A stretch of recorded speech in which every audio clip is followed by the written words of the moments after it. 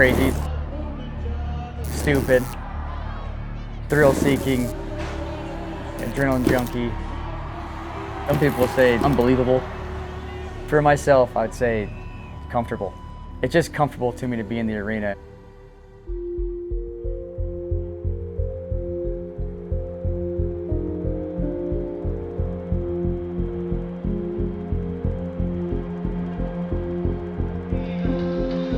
In Montana to have the very best bull riders in the world, you need the very best protection force. Let's meet them now, your PBR Bullfighter.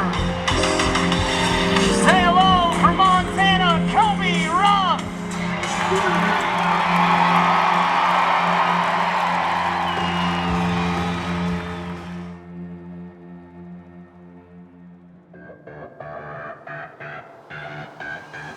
Let's ride! Wow. Give me that. Just give me that. Good job, Ezra. Just give me that. And I mean, let's do it right here, D-Man. Keep hustling. Just like that.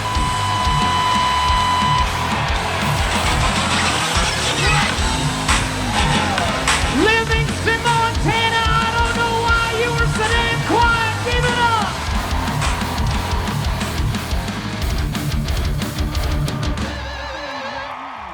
You have to be able to go and say, okay, here is the fire, and I gotta go jump into it and save somebody. Think of a firefighter going in that burning building that might collapse, and I don't even think twice. Somebody's in there, I'm going to get them. Might take them, it might not, but I'm gonna get that person out.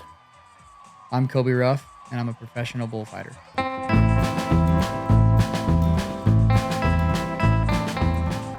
There's two aspects of a bullfighter. There's cowboy protection, which is when there's a bull rider getting on a bull and it's bucking out in the arena. And once that bull rider comes off, your job is to keep the bull's attention so that way the bull rider can get away safe. Ultimately, you're there to protect the bull rider. But then the second aspect, which is more of the competition side of a bullfighter, is freestyle bullfighting.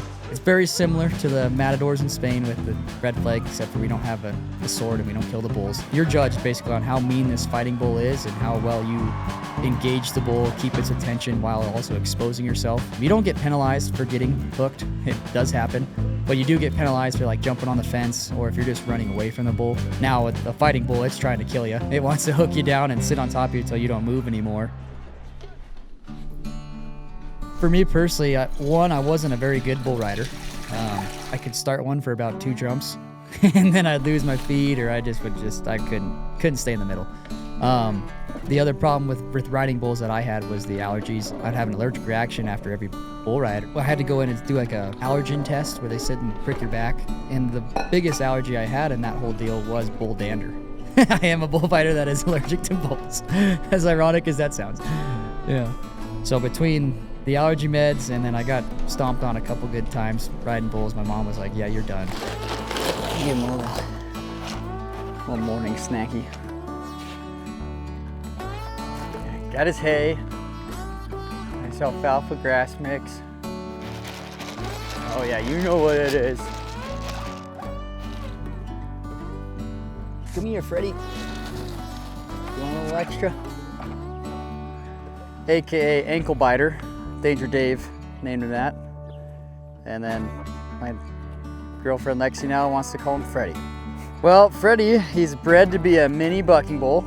And I guess he does buck pretty dang well from the videos I've seen too, but he is he's a little bit ornery. He's pretty mean, so I bought him to practice with. And hopefully he's a nice little freestyle practice bull that can make solid fundamental rounds with. And if he does hook you, he weighs about 350, maybe 400 pounds. So it's not gonna hurt you bad. Just give you some bruises. Or maybe he will hurt us, I don't know. The fitness side of bullfighting is very important, especially in the freestyle side of bullfighting, because that's a maximum of a minute and then a minimum of 40 seconds with this fighting bull that's trying to kill you. So your adrenaline's pumping just before you even nod for this thing, and then it's pumping during the whole adventure of getting through this bullfight. You're going, and anytime you let up, this bull's not, and you're toast.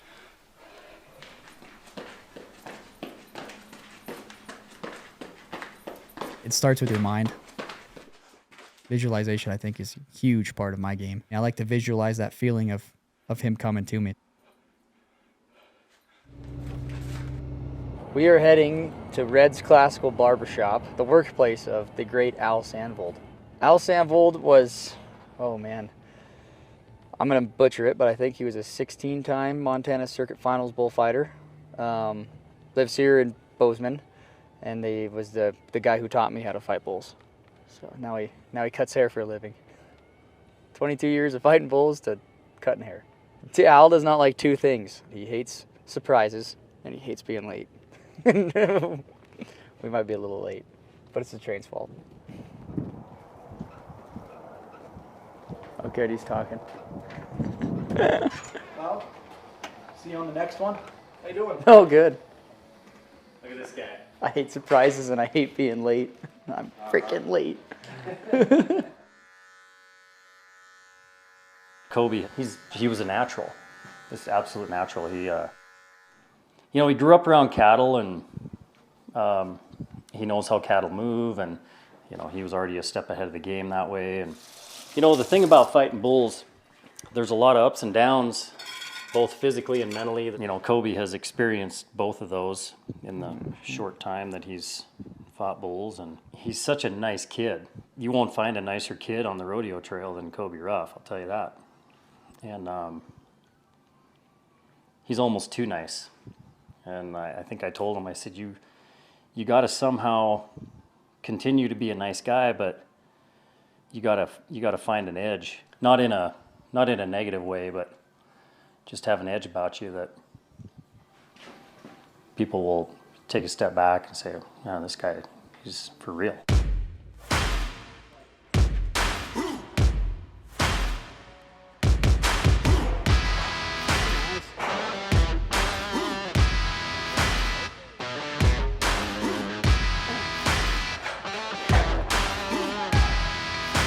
Yeah, Ruff. You're in the boot.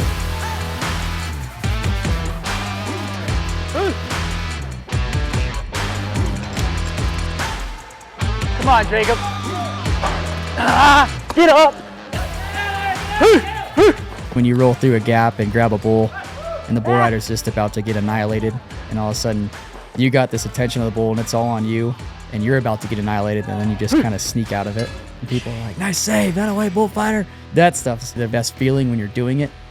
I remember football games in high school were awesome, and then all of a sudden I got to college and I was scared shitless over college football, and I don't get why. I was just scared to fail. In basketball, I never wanted to shoot an open three-pointer because I was scared to miss it.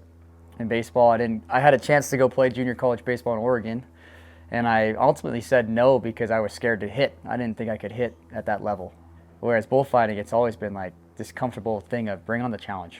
Yeah, I can fight the PBRs. Yeah, I can fight professionally. Freestyle bullfighting, yeah, bring me a bad one. I can fight them. The mental game in bullfighting is pretty much the whole game. So Al Sandvold has a saying at the first school that, bullfighting it's 90% mental and the other 10% is mental. Whether that be, just seeing a bull with big horns and going like, oh, he's going to kill me, or just the fact of my body's sore, I'm beat up, and I got to keep doing it the best I can do it. There's a saying in bullfighting that I've heard a few guys say of like, I got my egg cracked, which is kind of that point of, okay, I got rocked really, really bad. In that point, there's a hard mental battle of, you have to go back to doing this still with the confidence that I'm not going to get hurt like I just did. But then in the back of your mind, you have that thought of, oh, sometimes the guys will say that saying because they go, well, from that point on, I was never the same bullfighter. My first freestyle bullfight went really good, won the round. Well, then I come back to the championship round and got just annihilated.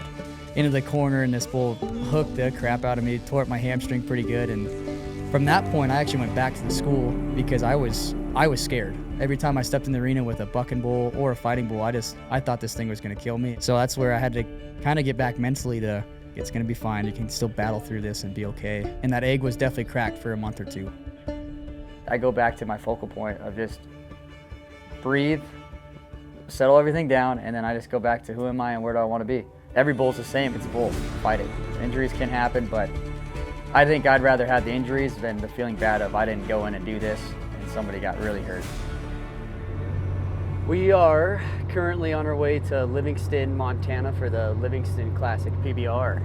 We're kind of in the middle of the rodeo kind of summer run right now. This past week put on some miles a little bit. We were in Koby, Wyoming on June 30th for a Bullfighters only event. And then from there we went to Livingston, which was the 1st to the 4th of July for a PRCA Pro Rodeo. And then I hit a little open rodeo right after the 4th in Lincoln, Montana on July 6th and 7th.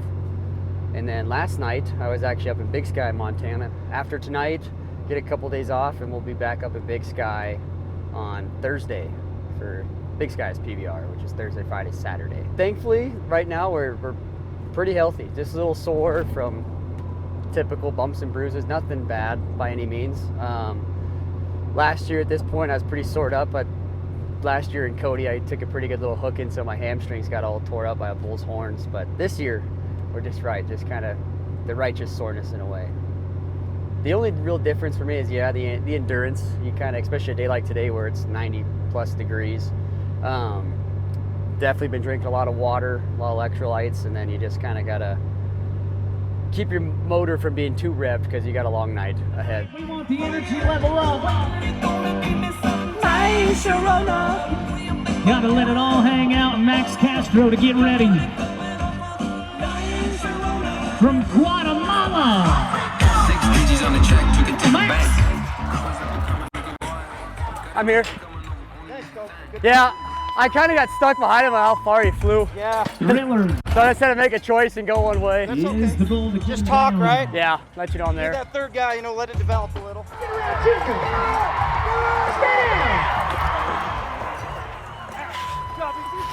Yeah, Caleb.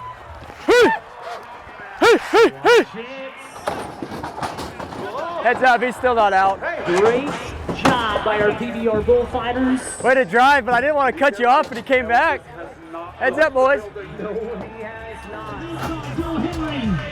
Let's go.